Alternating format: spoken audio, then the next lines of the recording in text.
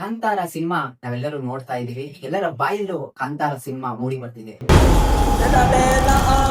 ಇದೇ ನಮ್ಮ ಮೂಲ ಮಗ. ಆ ಕಾಂತಾರ ಸಿನಿಮಾ ಹೇಳುತ್ತೆ ಅದೊಂದು ದಂತಕಥೆ ಅಂತ. ಯಾಕಂದ್ರೆ ನಮ್ಮ ಕನ್ನಡ ನಾಡಿನ ಸೊಬಗನ್ನು ತಂದಿರುವಂತ ಕನ್ನಡದ ಅರಣ್ಯ ಸಂಪದ ಬಗ್ಗೆ ಮೂಡಿಸುವಂತ ಒಂದು ಚಿತ್ರವಾಗಿದೆ. ಏನಕ್ಕೆ ಈ ವಿಷಯ ಹೇಳ್ತಾ ಇದ್ದೀನಿ ಅಂದ್ರೆ, ಈಗಾಗಲೇ ಸಿನಿಮಾ ನೋಡಿದೀರಾ? ನೋಡದೇ ಇರೋ ದಯವಿಟ್ಟು ಹೋಗಿ ಸಿನಿಮಾ ನೋಡಿ. ಇದರಲ್ಲಿ ಬಹುಮುಖ್ಯವಾಗಿ ಕಾಂತಾರದಲ್ಲಿ ದೈವ ಒಂದು ಅದ್ಭುತವಾಗಿ ಆ ಚಿತ್ರತಂಡ ಮೂಡಿಸಿದೆ. ಆ ದೈವ ಏನ್ ಸಂದೇಶ ಕೊಡ್ತಿದೆ ಅದನ್ನ ನಾವು ಮೊದಲು ತಿಳ್ಕೋಬೇಕು.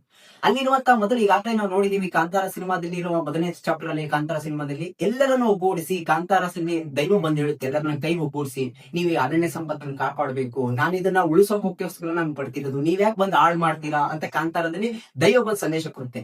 ಅದೇ ರೀತಿ ಕಾಂತಾರ ಚಾಪ್ಟರ್ 1 ಸಹ ದೈವ ಇಲ್ಲಿರುವಂತ ಸಾಮ್ರಾಜ್ಯ, ಇಲ್ಲಿರುವಂತ ಮಣ್ಣಿನ ಸೊಬಗನ್ನು, ಇಲ್ಲಿರುವಂತ ಅರಣ್ಯ ಸಂಪತ್ತನ್ನು, ಪ್ರಾಣಿಗಳನ್ನು ನಾನು ಇಲ್ಲಿ ಇದ್ದೀನಿ, ನನ್ನ ಸ್ಥಾನಕ್ಕೆ ಯಾರು ಬರಬೇಡಿ, ದಯವಿಟ್ಟು ಇದನ್ನ ಉಳಿಸಬೇಕು ಕಾಡು ಅಂತ ಒಂದು ಸಂದೇಶವನ್ನು ನೀಡುತ್ತಿದೆ ಈ ಕಾಂತಾರ ದೈವ ಮೂಲಕ.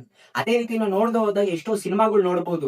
ಗಂಧದ ಗುಡಿ ಹಾಕ್ಬಹುದು, ಮಾತಾಡ್ ಮಲ್ಲಿಗೆ ಹಾಕ್ಬಹುದು. ಈಗ ಬಂದಿರುವಂತ ಯುವ ಚಿತ್ರದಲ್ಲೂ ಅಷ್ಟೇ ಪರಿಸರದ ಬಗ್ಗೆ ಯಾವ ರೀತಿ ನಾಶ ಆಗ್ತಿದೆ ಅಂತ ಎಲ್ಲವನ್ನ ತೋರಿಸ್ತಿದೆ. ನಾವು ಉದಾಹರಣೆ ತಗೊಂಡಾಗ ಎಷ್ಟೋ ದೇವಸ್ಥಾನಗಳನ್ನ ನೋಡ್ತೀವಿ. ಮಲೆ ಮಹದೇಶ್ವರ ಬೆಟ್ಟ ಆಗ್ಬಹುದು, ಮಂಜುನಾಥ ಸ್ವಾಮಿ ದೇವಸ್ಥಾನ ಆಗ್ಬಹುದು, ಗೋಪಾಲ ಸ್ವಾಮಿ ದೇವಸ್ಥಾನ ಆಗ್ಬಹುದು. ಈಗ ಹೋಗ್ತಾ ಇನ್ನೂ ಬೇಜಾರ್ ದೇವಸ್ಥಾನ. ಇವೆಲ್ಲ ಏನಕ್ಕೆ? ಅರಣ್ಯದಲ್ಲೇ ಇದೆ ದೇವಸ್ಥಾನ. ಆದ್ರೆ ಆ ದೈವ ಶಕ್ತಿ ಅರಣ್ಯಕ್ಕೋಸ್ಕರ ಉಳಿಸೋಕೋಸ್ಕರ ಇರೋದು, ಅದನ್ನು ಉಳಿಸಿ ಅಂತ ಸಂದೇಶ ಕೊಡ್ತಿದೆ. ದಯವಿಟ್ಟು ಈ ಅರಣ್ಯ ಸಂಪತ್ತನ್ನು ಉಳಿಸುವಂತ ಒಂದು ಸಂದೇಶವನ್ನು ಕಾಂತಾರ ನೀಡಿದೆ. ತಾವೆಲ್ಲರೂ ನೋಡಿ ಆ ಸಂದೇಶ ಏನ್ ಹೇಳ್ತಿದೆ ಅಂದ್ರೆ, ನಾವೆಲ್ಲರೂ ಅರಣ್ಯ ಉಳಿಸಬೇಕು, ಮುಂದಿನ ಬಾರಿ ಅರಣ್ಯ ಕಾಪಾಡ್ಕೊಂಡು ಈ ಪರಿಸರವನ್ನು ನಾವು ಸಂರಕ್ಷಿಸಬೇಕು, ಮುಂದಿನ ಜನಾಂಗಕ್ಕೆ ಇದನ್ನು ಕಾಪಾಡ್ಕೊಂಡು ಹೋಗ್ಬೇಕು ಅಂತ ಒಂದು ಸಂದೇಶ ನೀಡಿದೆ. ದಯವಿಟ್ಟು ಚಿತ್ರತಂಡಕ್ಕೆ ಅದ್ಭುತವಾಗಿ ತೋರಿಸಿದ್ದೀರಾ, ಧನ್ಯವಾದಗಳು. ಇದೇ ರೀತಿ ಮುಂದಿನ ವಿಡಿಯೋಗಾಗಿ ನೋಡ್ತಾ ಇರಿ, ಜೊತೆಗೆ ನಮ್ಮ ವಿಡಿಯೋವನ್ನ ಸಬ್ಸ್ಕ್ರೈಬ್ ಮಾಡಿ. ನಮಸ್ಕಾರ.